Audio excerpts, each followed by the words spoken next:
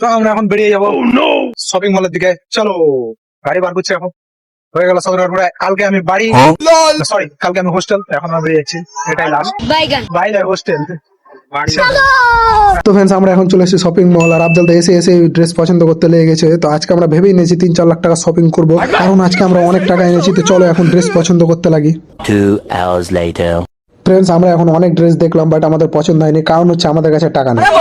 2-3 লাখ টাকা তো বাদ দাও, আমাদের কাছে 2-3 টাকা নেই। যে টাকাটাও আছে সেটাও বাড়ি থেকে অনেক স্ট্রাগল করে আনতে হয়েছে। আর ফ্রেন্ডস, আমরা এখন চলে এসেছি উমরপুর মোড় তন্দুরি চা খাওয়ার জন্য, যেটা এই এলাকার মধ্যে সব থেকে ভাইরাল চা, যেটা তোমরা সবাই জানো। আর এই দেখো দেখো আমরা চা নিয়ে নিয়েছি। এখন দেখি এখন কেমন লাগে খেতে, তারপর তোমাদেরকে বলছি কেমন টেস্ট বা কেমন কি। অনেকজনই খেয়েছে, কারণ এটা অনেক ভাইরাল চায়ের দোকান, সবাই চিনে। আশা করি যারা আমার ব্লগ দেখছে তারাও চিনো। আর ফ্রেন্ডস, তোমরা সামনে দেখতেই পাচ্ছ কত ভিড় শুধু চায়ের জন্য। তাহলে ভেবে নাও কত ভালো চা, আমাকে আর কি বলতে হবে। তো ফ্রেন্ডস, এই ভিড়টা কিন্তু চায়ের জন্য না, আসলে ভিড়টা হচ্ছে শুধু গেমের জন্য, ফ্রি ফায়ার। তো ফ্রেন্ডস, আমরা এখন যাবো বাড়িতে, বেরিয়ে পড়েছি। তো আবার পরের ব্লগে দেখা হবে। এখনকার মতো বাই।